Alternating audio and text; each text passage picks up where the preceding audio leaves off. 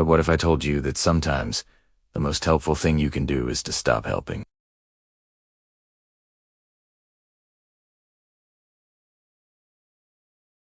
Today, we re-dive into the dark side of goodness and exploring why your best intentions might be causing more harm than good.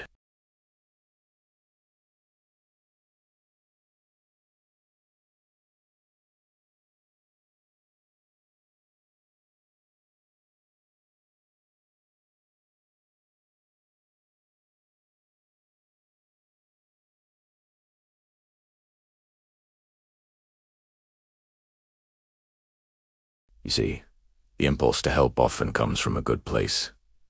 Compassion, a desire to fix things. But when we rush in to solve someone else's problems, we're often overstepping a fundamental boundary.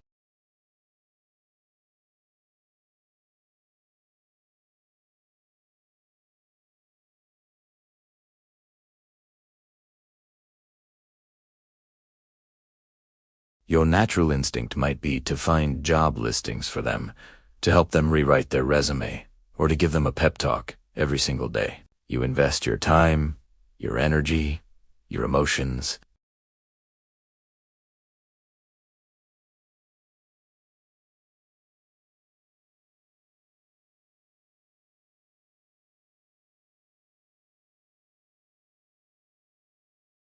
In fact, by constantly swooping in to save them, you've accidentally robbed them of the opportunity to develop their own resilience and problem-solving skills. You've made them dependent on you. The Stoics would say you've interfered with their own path, their own duty to themselves. This is the first dark side of helping. It can create dependency and weaken the very person you're retrying to support. People need to face their own challenges to grow stronger. When we constantly provide a safety net, we prevent them from learning how to stand on their own 2 feet.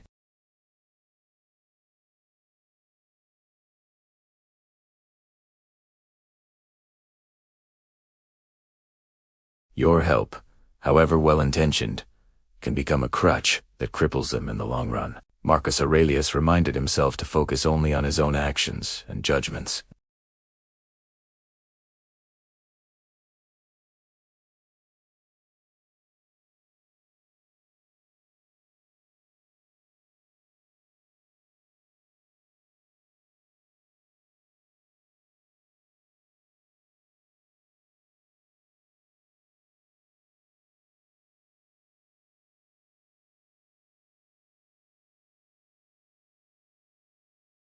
I know better.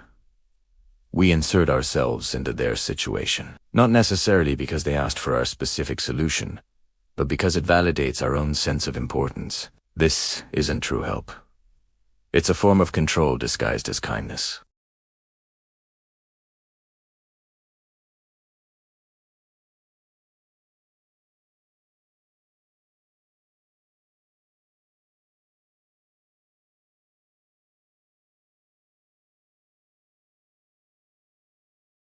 Think about it. Unsolicited advice is often perceived as criticism.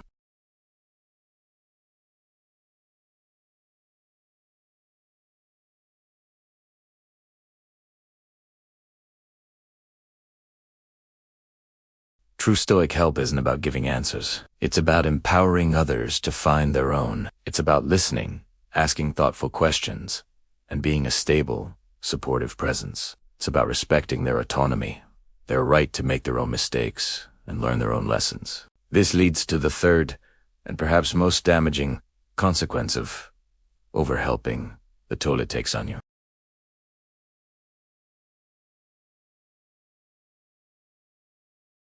Your energy, which is a finite resource, gets depleted. You become emotionally entangled in situations you cannot fix.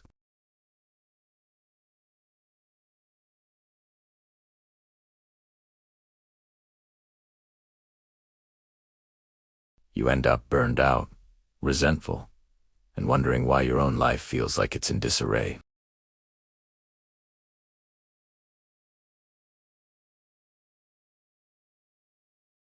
The Stoic path is about focusing your energy where it has the most impact, on your own thoughts, your own actions, and your own character.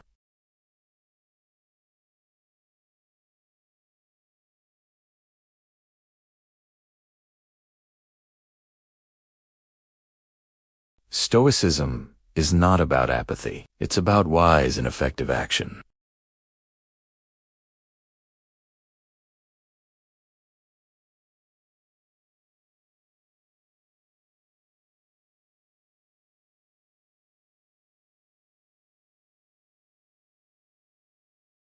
First, master the art of listening. Often, people don't need solutions. They need a safe space to vent, to process their thoughts out loud. When you listen without judgment, without interrupting with your own brilliant ideas, you give them a powerful gift.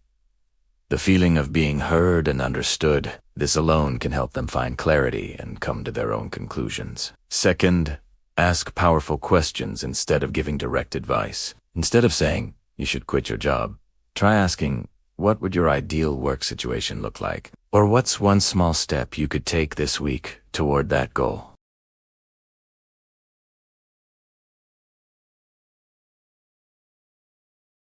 You're not the hero of their story. You're a helpful guide, a supporting character.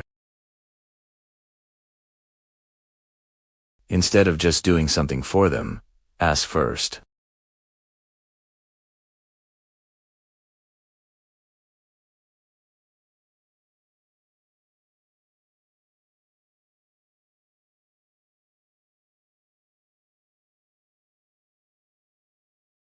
Sometimes, their answer might be, "No, I just need to figure this out on my own." And finally, the most important Stoic lesson of all: lead by example. The greatest way to help the people around you is to get your own life in order. Be a model of resilience, virtue, and tranquility. When people see you handling your own challenges with grace and strength, they are inspired. Your calm becomes a calming presence for them. Your stability becomes an anchor in their storm. You don't need to preach or lecture. By focusing on your own self-improvement, you become a beacon of light for others, not a tugboat trying to drag them to shore. Stopping the reflexive habit of helping is difficult. It requires us to fight against our own ego and our deeply ingrained social conditioning. But by adopting a more stoic approach, we can offer a more profound, more respectful, and ultimately more effective form of support. We help others build their own strength, we protect our own peace of mind, and we build healthier, more balanced relationships. Ask yourself, am I trying to control what is not mine to control? Am I serving their growth or my own ego? Sometimes, the most loving action is to simply stand by them, trust in their ability to navigate their own path, and just be a quiet, steady source of strength. Thanks for watching. If this idea resonated with you, let me know in the comments. I'd love to hear about your own experiences with the dark side of helping. And don't forget to like and subscribe for more wisdom on living a better, more meaningful life. See you in the next video.